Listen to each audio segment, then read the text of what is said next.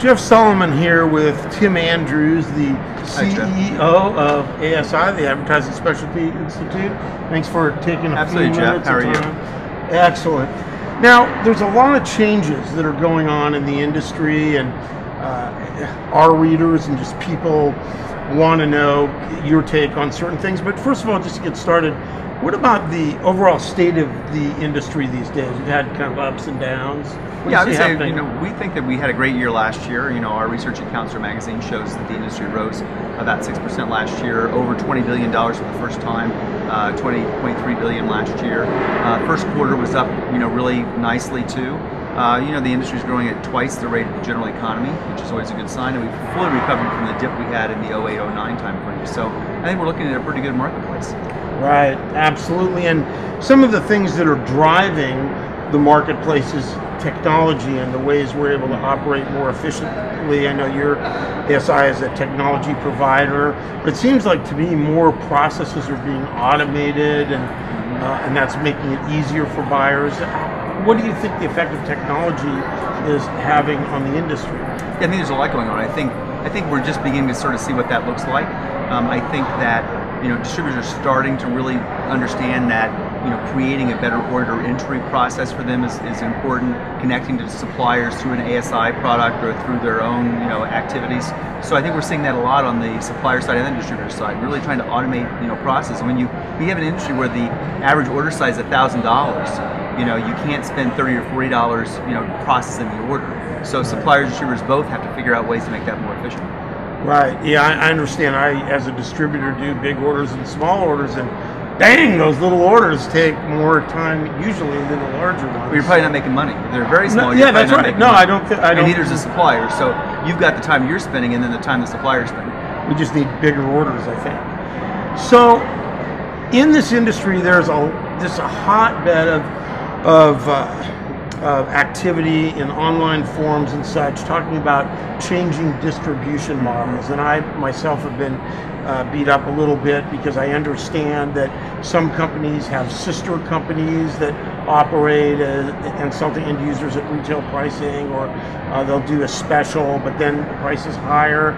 We have distributor companies that operate calendar supplier companies, and so there's this whole trend to evolving, or well, not really evolving because they've been around. People aren't comfortable with it, and they want to call out these bad suppliers or what they perceive as bad. Or what is your thought on that? Yeah, I don't know whether they're bad or good or sort of indifferent. I guess from our perspective, we want suppliers to be transparent. So I think that a supplier needs to be very honest and straightforward about their business model. And so in, for instance, ESP or an ASI Central, every supplier has to tell us, every year, what's their model for distribution. Do they use the ASI and the promotional products distributor network exclusively? Do they sell through other kinds of distributor resellers, in other markets, maybe incentives? Do they sell retail? Do they sell on the web? And they need to tell us that. And then we annotate their listing in ESP or an ASI Central, so the distributor who's looking at a potential supplier that they do business with, they can see what that business model looks like for that supplier. And a lot of suppliers, you're right, are doing it. I think that more and more suppliers are looking at the market and saying, okay, the ASI distributor network is one way to reach a certain segment of the market, and that's $20 billion of distributor sales. What about retail? How do I have my own presence on the web? And there's some that are doing a great job at that, others that are doing less good jobs.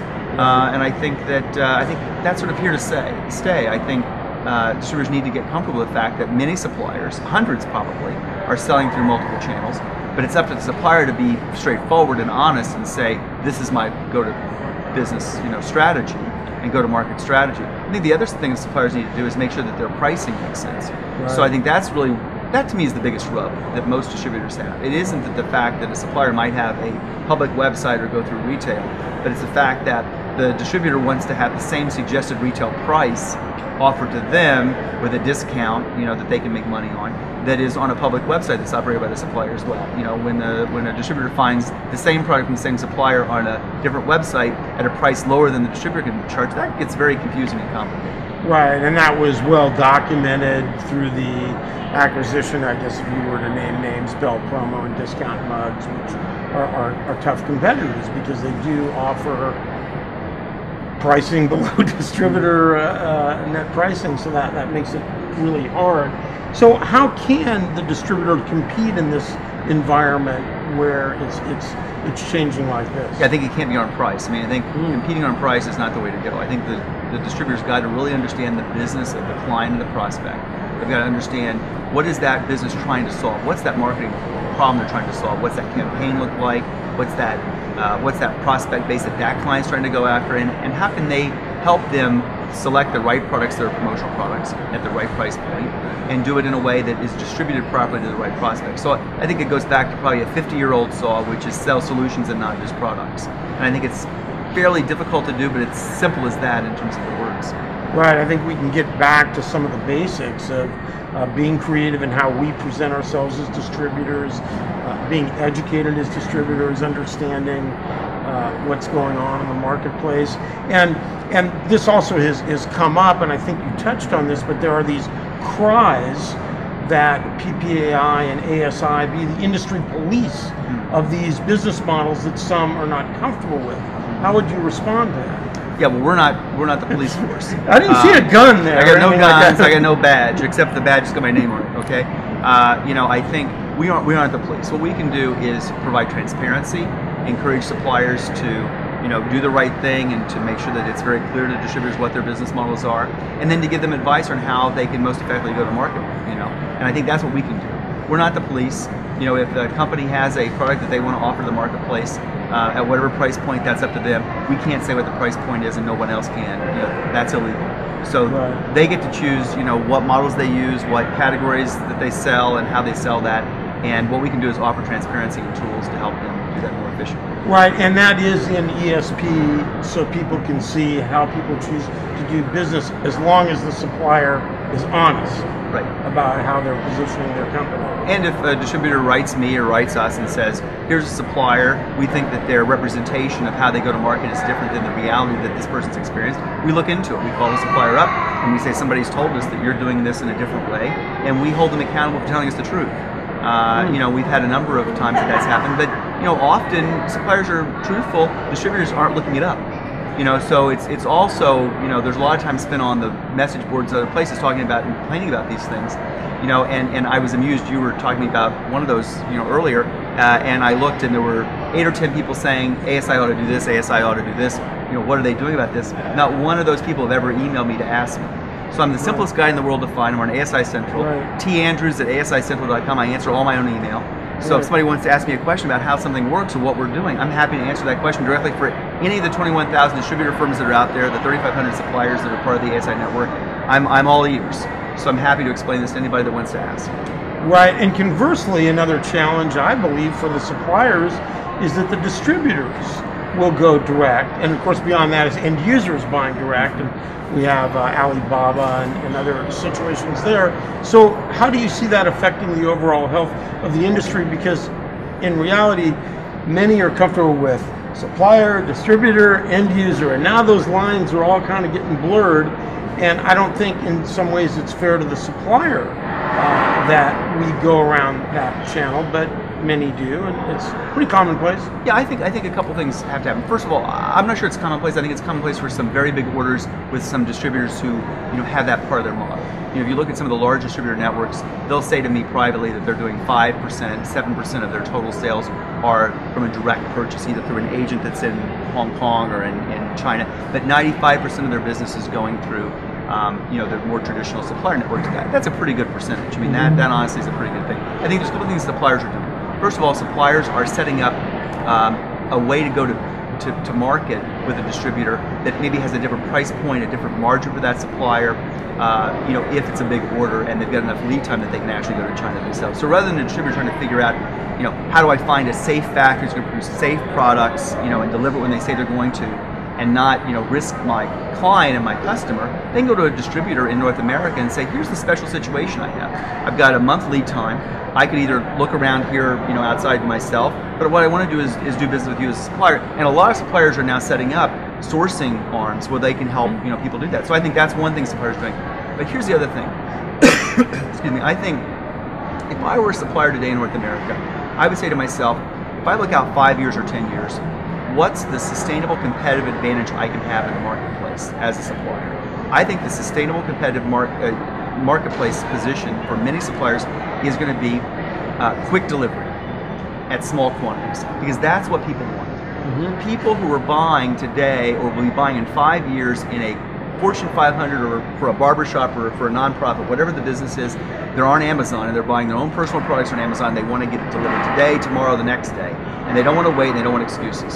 So if I were a supplier today, I would try to figure out, how do I in the next few years get every product out of my factory in North America on the same day I get it? And how do I make money on a $300 or $400 order? Not the $1,000 order, not the $2,000 order. How can I have a lower quantity, lower price point, and get the product out on the same day and make money? Because to me, that is sustainable competitive advantage. You can't, I love Star Trek as a kid growing up. You seem like you might have liked Star Trek as a kid growing up. We can do lots of things. My iPad, my iPhone are almost like a tricorder, back in those days, the communicator. But the thing is, we can't beam product yet. So it still takes a while for a product to get from China or somewhere else out of North America into your client's hands when they want it tomorrow, right? So the supplier, if they figure out how they get the product out of their factory today and get it delivered to your client tomorrow, and do that at a good price point at a low quantity, that's the winning proposition, I think, going out 5 or 10 years. Right. It's amazing what Amazon does. Unbelievable. It's unbelievable. The systems and so forth. Now, people are asking about low barrier of entry for both PPAI and ASI, and they feel that some of their clients are being solicited. What would you say to that, to come into the industry? Yeah, I would say the barriers of entry from a distributor perspective has always been pretty low. Yeah. I talked to a distributor on the floor today who was talking to me about the barriers of entry from a distributor's perspective, and I said, how did you get in the market? She's like, well, 12 years ago, and showed me this big story, which, by the way, she wouldn't qualify. She wouldn't qualify today under the rules she said should have been in place, for distributors. So she wouldn't have qualified 15 years ago. So the barriers of entry are fairly low, to get in the distributor model. You have to be reselling product to be able to join ASI as a distributor member, and you have to be participating in the marketplace, and you've got to be buying product for resale to other people. It's pretty simple. So, is the barrier lower than it was 10 years ago, 15 years ago? I don't think particularly. I think we're more transparent about what the barriers are, and I think also it's easier to find new ideas about businesses to go into. But you go on Google and you say home-based business, you can come up with like 20 different ideas. And so I think it's easier to find this industry than it was maybe 15 or 20 years ago. Right. So that ease of finding us is probably a lower barrier. And I think, but I think the barrier has always been pretty low. Right. And really it's a free commerce economy we're in. I mean, you don't feel like, oh my gosh, we have to really qualify or do a greater job qualifying these people who come into the industry? I think if they're joining as a distributor, what I want to do is make sure that they certify to us that they are, a business, that they're buying product for resale to other parties. They're not buying for their own account. They're not an end buyer. That's the kind of certification we go through, and then we do a lot of spot checking of those kinds of things and a lot of testing. We also, investigate very seriously any report we get from someone who says my end buyer, has joined ASI. Oh. So, do we get 1 or 2 of those a year? That kind of complaint we do, and sometimes it's true. Sometimes and what do you do in those cases? We kick them out. Yeah, right. For better, because they misrepresented, on their application to ASI what kind of business they are. So, but it's very rare. And again, I urge people to write me a note if they think someone is. We hear, oh, you're letting in buyers in, you're doing whatever. Well, then tell me who they are, and we'll investigate them, and we'll tell you what the investigation showed. And if they were an end buyer and they're not really participating in the industry as a buyer to sell to somebody else, then they're out. Right, exactly. Now, product safety, a big issue that it's really changed the way we have to operate. When I sell a children's item, I got to put a label. I'm doing shirts for my church, kid shirts, we put a label in there. Yeah. What do you think the impact is on product safety? In some ways, it's good in that, we're trying to protect the kids and all that, but it is challenging. Well, I think every product should be safe. So I think every supplier should be testing every product they have and doing it not just once from the factory to make sure that it works the first time, but to ensure that they're really testing product on a continuous basis. That's really important. Suppliers have to be producing safe product, and there's no excuse if they aren't. However, it's hard. You look at GM and what the news is on GM. Here is a huge multi-billion-dollar company that has been fined millions of dollars, facing billions of dollars of recalls and probably some lawsuits over some things they did that were not great, apparently, and some safety issues that they created. So you've got this multi-billion-dollar company. So you're talking about, what do you as a distributor, or what does a supplier do in a much smaller kind of world? Suppliers are going to make sure the products are safe, and distributors have to ask questions. So the distributor has to say to a supplier, I want to know, how safe is this product? Give me certification that it's safe. Show me that you've done the right kind of testing. And distributors need to ask a lot more questions than they're asking. They're not asking enough questions about this. It's got to be on their minds all the time, because if you sell a product that is not safe and something happens, or the product is discovered to not be safe, you're in the same line of fire that supplier's in. Right. So the distributors out there can't be thinking that it's all safe for them if they're going to pawn it off to the supplier. That's not what happens. Right. Plus, beyond that, beyond the financial issues, who wants to have a product in the marketplace that's not safe? We all want to have safe products. We don't want to have anybody injured or ill or something more serious occur because of something that we produce in our industry. Right. So bringing it sort of to a close, what are the greatest compliments you hear about what's going on, and also you can throw in a few of the biggest complaints? Well, I think some of the compliments are that we have a great industry that is growing. So we're growing at twice the rate of the general economy, which is great. We've got an industry that welcomes people that aren't in the industry. Whether you're a distributor and you're recruiting a new salesperson, there's a lot of excitement. I think our products are fun. Sometimes I feel as if we're almost ashamed, that we do promotional products. But then I go to these events, where my family's participating, where I'm participating, and the biggest excitement, is when the light up ice cubes come out, or the crazy headbands, or the hats. Everyone wants to know how to buy them, and you tell a friend that you're in the promotional products industry and what you do, and they get so excited because they want to buy product for their business, for themselves, whatever it is. So I think we should be really proud of what we're in. So to me, the biggest comment is everyone wants our stuff. Right? And I think we shouldn't be sometimes so ashamed of that. I think sometimes we sort of go, gosh, shucks, I do these promotional products things and I can't really explain to anybody. Figure out how to explain them, and figure out that we do something that supports 500,000 jobs in the United States and in North America. That's a really exciting thing to me. Right. And it's a business that people can get in. You talk about the barriers to entry. Yeah, they're low, but you know what? The barriers to success are very high.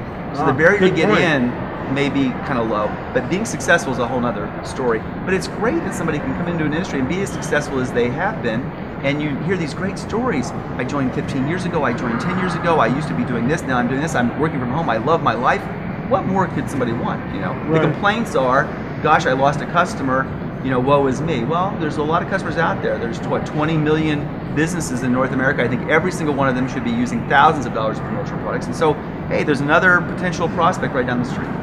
Right, exactly. Well, lastly, what's new and exciting over at ASI that you'd like to share? Wow, that's a great opener for We've only got how much time we got? So let me hit on just two quick things. First of all, on the supplier side, we have a new product database that we've constructed that supports ESP in all of our products. It's got about 1 million products in it. Suppliers can now connect directly to us very simply to make sure that their database of products that they use for their own warehouse is in synchronization with our ESP database all the time, 24 hours a day, 7 days a week. So if a supplier's interested in that, write me, because we're very eager to work with suppliers. We got some of the biggest suppliers in the industry right now connecting to our database, so it's in real-time synchronization, which is a big deal. That's big for suppliers. You can save them a lot of time, a lot of money, a lot of questions they get from distributors. But also that's, on the other side, that's great for distributors, because distributors can have a better assurance that all the information is as up to date as the information is in the database that the supplier they're going to be calling or sending an order to. So that's one idea, but it's good for both the distributors and suppliers. Right. Wow. Well, I really appreciate you taking the time very much. Hit on these questions.